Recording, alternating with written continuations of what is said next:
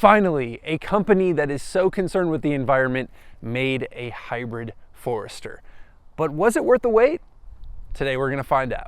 This is the 2025 Subaru Forester Hybrid, and if I could lob any complaint at the regular Forester, it's the fact that it's downright slow. This hybrid has the opportunity to fix that. It starts at around $36,000, and this lightly optioned sport model with destination is $39,415. Today we're going to cover the Forester's design, features inside and out, and finally I'll take it for a drive where I'll give my final verdict on this hybrid version. While the Forester Hybrid is all new for 2025, this specific generation is not. It's been around for about 2 years now, give or take, and they've of course updated the looks compared to the previous generation. I particularly like it here in this sapphire blue pearl. It looks relatively dark in the lighting right now, but when you get this thing under the sunshine, it really pops and that pearl color really comes out. Now it's worth noting that we're seeing it here in the sport trim. There are about 4 different trims that the hybrid is offered in, and the sport is the sort of second to lowest, but you can really tell that by the gold wheels on the side. Those are exclusive to the sport trim. Outside of that, you do have some gold accents going on around the car, but it mostly looks like a Forester. Let me know what you think about the looks of this thing in the comments below. Here's where things get really interesting with the hybrid, being that this is a combination of Subaru and Toyota parts, in fact. You get a Subaru engine, very similar to the 2.5 liter naturally aspirated Subaru motor that you get in the regular Forester, but you're combining this with 2 motor generator units from Toyota. In fact, the whole hybrid part is really Toyota technology. So rather interesting, and it combines for about 194 horsepower. The regular Subaru Forester with the regular 2.5 gets about 180, so only about 14 horsepower more, not a whole ton, so we'll have to see how much that makes a difference out on the road. The big thing that you should know about this though is that when you certainly compare this to something like a RAV4, this is very different from an all-wheel drive perspective. This still gets Subaru's symmetrical all-wheel drive, which they're very much known for.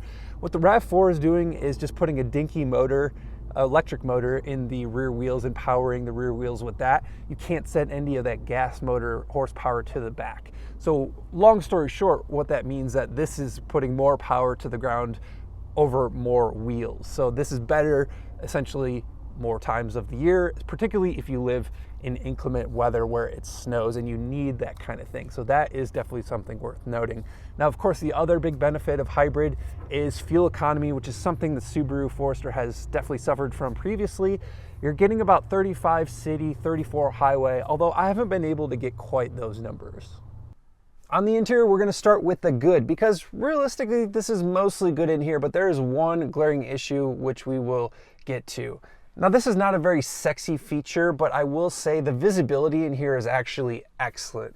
Not too many people are going to talk about that, and it's not something that exactly comes up on a stat sheet, but it feels like a fishbowl in here. And you know what visibility is great for is safety too. And you just get the feeling driving this car, which is of course a daily driver, you're just going to be able to see everything, which is actually really nice and underrated, because a lot of cars have these super narrow visibilities because they want to look cool, and that's not at all what this is. The other nice part about this interior is the build quality. Subaru is doing an excellent job in terms of, you know, not only the materials themselves, but how well they are screwed together. You know, you kind of get in here and you try and push on stuff or pull on stuff.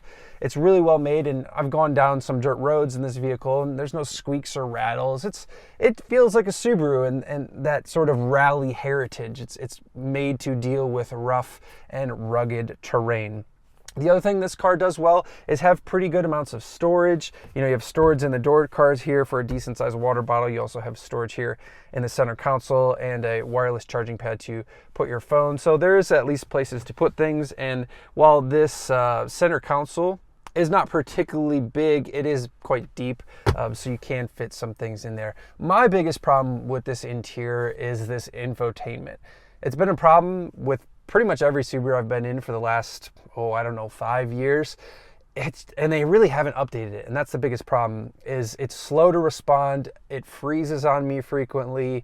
The resolution is bad. It just doesn't look good. It's a little bit unintuitive to get around in, and you have to use it for a lot of things. You have some physical buttons here, fortunately for a volume knob, and also some physical buttons here to raise and lower the air temperature, but everything else you have to do through the screen, which includes things like your heated seats, which this vehicle does have, fortunately. You're doing that through the screen, but I just don't find it very nice to use. And the other problem I have is, while this has auto hold, when you come to a stop, you can let off the brake and the vehicle will just hold in place, which is a fantastic feature I talk about all the time. Not every car has. This one, I have to turn that setting on every time I get in the vehicle. It doesn't seem to persist, and I've played with the profiles in here, but even with the profiles, it doesn't seem to give me what I need and make that feature always there. So some real user interface and just control type issues with the infotainment, and that is really my biggest complaint with this vehicle, and I wish they could somehow resolve that. Because the rest of this is excellent, because the seats themselves, soft material, supportive. They also have electronic adjustment, which is nice, lumbar support, which is nice, and they're just otherwise very comfy to be in. As well are the back seats, which I'm 6'1" and I can sit behind myself with plenty of leg room. And crucially, I have a bunch of headroom, which is something I typically struggle in these sort of small to medium size SUVs. So great place to be other than infotainment. It does have wireless Android Auto and Apple CarPlay though, so the less you can interact with the Subaru stuff, the better. So keep that in mind. Before we go for a drive, let's try and throw a bike in the back to see how usable that rear is. Being that Subaru is often considered an outdoor brand, it's important that you can fit your outdoor activities in these vehicles. I'm extremely happy to report that I can fit my extra large frame mountain bike in the back with no disassembly, something that is definitely not a given with this size SUV. It's also important to point out that you don't lose any cargo space with the hybrid battery like you do in the new 4Runners. However, you do lose a spare tire. As always, if you enjoy this type of content and the bike test, make sure you're hitting that like and subscribe button so you don't miss future videos.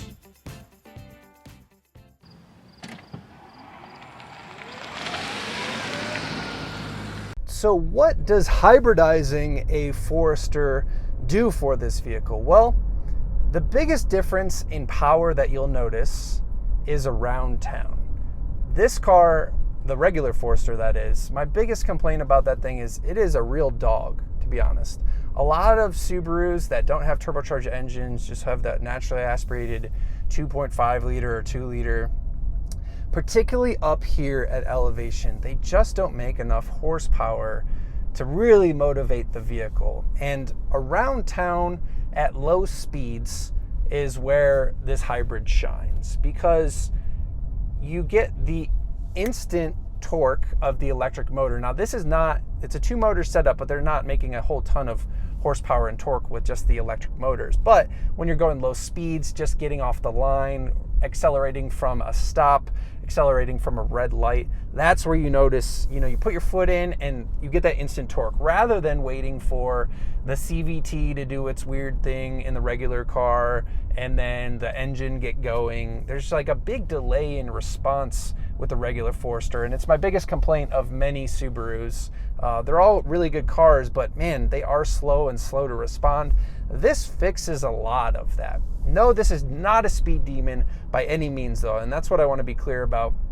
Under 30 is where you really notice this electrification, getting that electric boost. Over 30, it's a lot harder to notice, particularly at highway speeds. You put your foot down to pass somebody. This is still not a vehicle that is going to win you any drag races. It is pretty slow on the highway, and once again, the passing part on the highway doesn't feel that much different than the regular car, and that kind of makes sense. Once again, this is a small motor, makes a big difference at low speeds, not so much at high speeds, and ultimately it relies on the gas engine to do really almost all the propulsion when you're going fast. So that is something to keep in mind. There is plenty to like about this around town, and that's of course like where hybrids make more sense anyways, right?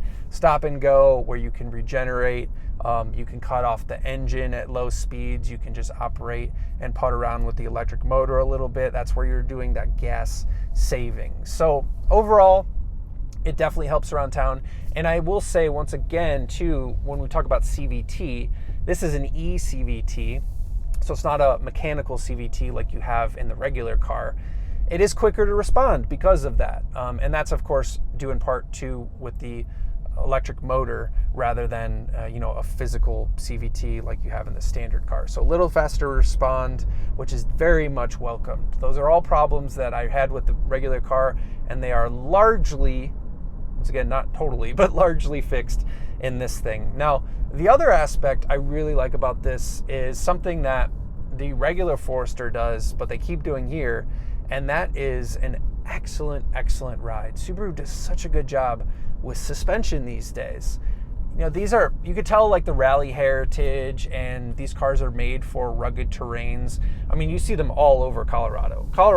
It's either a Subaru or a Toyota. It's a Tacoma or a Crosstrek or a 4Runner and a Forester. Like, that's just all you see all over Colorado, and there's a good reason for it, because these are rugged cars, and the suspension just soaks up bumps so well in these. It's really well damped, and the other nice part is, while it is soft enough to absorb big impacts, speed bumps mean nothing to you. It also has good control up here in these sort of twisty roads. So it has good body control. You don't feel like it falls apart in terms of being too soft to absorb impacts. And the other crazy part is the steering is actually really good.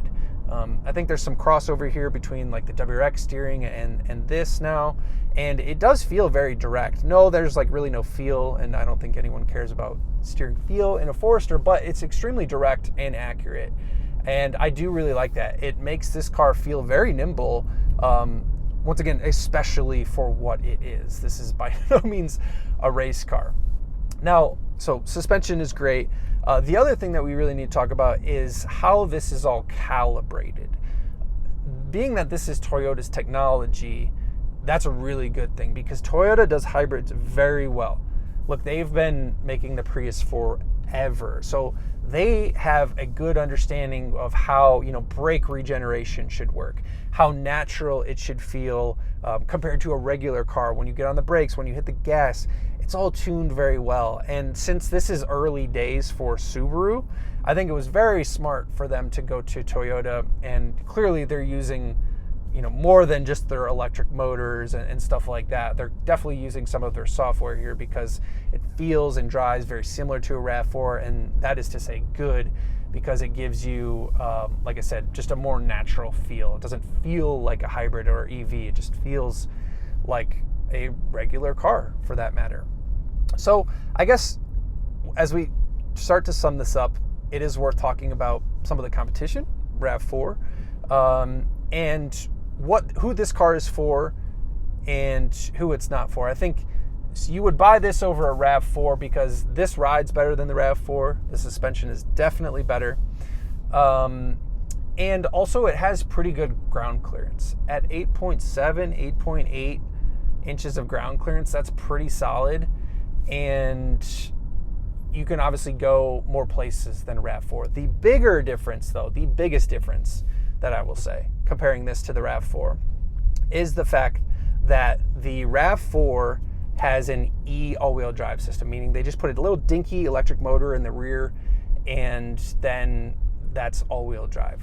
That's a bogus all-wheel drive. You're not getting that much power to the rear. This has symmetrical all-wheel drive. You're able to put more power down to more wheels. So that is a big advantage. But the RAV4, I will say, gets better fuel economy. I'm a little bit disappointed in the fuel economy here. Oh boy, we have a student driver who is going literally 15 miles an hour.